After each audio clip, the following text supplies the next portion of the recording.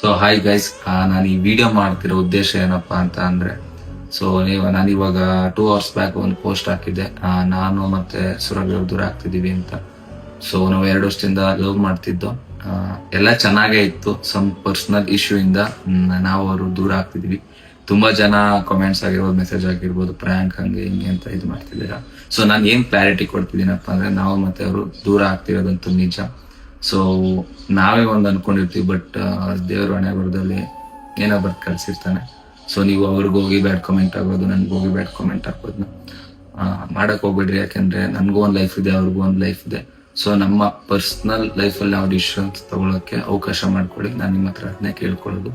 ಅವ್ರ ಲೈಫು ಚೆನ್ನಾಗಿರ್ಬೇಕು. ಸೊ ಇಲ್ಲಿವರೆಗೂ ಹೇಗ್ ಸಪೋರ್ಟ್ ಮಾಡಿದಿರೋ ನಮ್ಮಿಬ್ರಿಗೂ ಮುಂದೆ ಆ ತರ ಮಾಡ್ತೀರಾ ಅಂತ ಅನ್ಕೊಂಡಿದೀವಿ. ನೋಡುವ. ಅವ್ರದ್ದು ಒಂದು ಲೈಫ್ ಇದೆ, ಅವ್ರದ್ದು ಚೆನ್ನಾಗಿರ್ಲಿ. ನಾನಿಲ್ಲ ಆ ತರ ಎಲ್ಲ ನನ್ನ ಬಯಸ್ಕೊಳಲ್ಲ. ಸೊ ನನ್ಗೇನಪ್ಪಾ ಅಂದ್ರೆ, ನಿಮ್ಗೊಂದು ಕ್ಲಾರಿಟಿ ಕೊಡ್ಬೇಕು. ಏನಕ್ಕಪ್ಪ ಅಂದ್ರೆ, ಇಲ್ಲಿವರೆಗೂ ನಾವ್ ಏನೇ ಆದ್ರೂ ನಿಮ್ಮ ಹತ್ರ ಹಂಚ್ಕೊ ಬಂದಿದೀನಿ.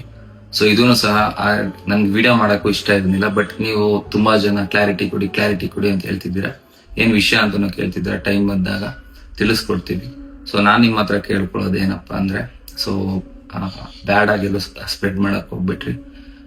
ಎಲ್ಲಾ ಲವರ್ಸ್ಗಳ ಮಧ್ಯೆ ಹಾಗೆ ಆಗುತ್ತೆ, ಬಟ್ ನಮ್ಮಲ್ಲಿ ಆಗಲ್ಲ ಅಂತ ಅನ್ಕೊಂಡಿದ್ದು ಏನೋ ಮಾಡಂಗಿಲ್ಲ, ಆಗಿದೆ. So thank you.